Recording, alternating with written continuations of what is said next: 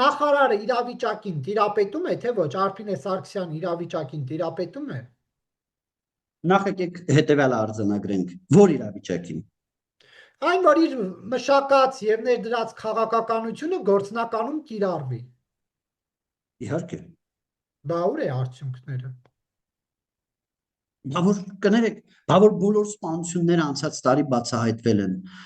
Չէ, մեզ պետք չի, որ սպանությունը բացահայտվի, հասարակությանը պետք է, որ իրաց չգնդակահարեն գարաժների հետևորը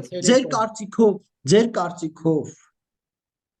ռեֆորմը միանգամից բերելու էր բանի, կներեք, բարեկային ծառայությունը Երևան քաղաքում գործում է, այսա շուտով լինելու է 5 տարի, 4.5 տարուց ավել բարեկային ծառայությունը Երևան քաղաքում գործում է։ Բարեկային ծառայությունը, որ նոր սկսեց գործել, մարդիկ խմած չէին քշում էին, համալրացած միջև էտել խմած քշում։ Հիմա էլ են քշում,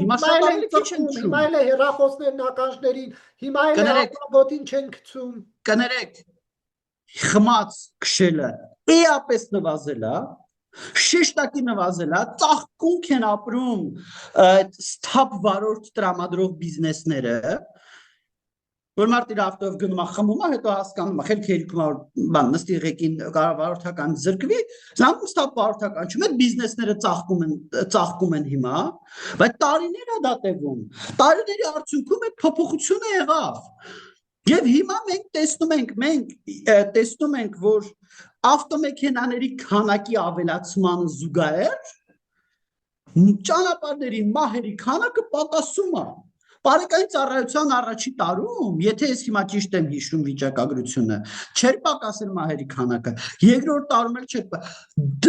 աճը դանդաղեց, աճը կանգնեց եւ սկսեց անկում ապրել, որովհետեւ քաղաքացիների վարքը միանգամից չի փոխվում։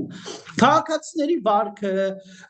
օրենք խախտողների վարքը, հանցագործների վարքը միանգամից չես կարող փոխել։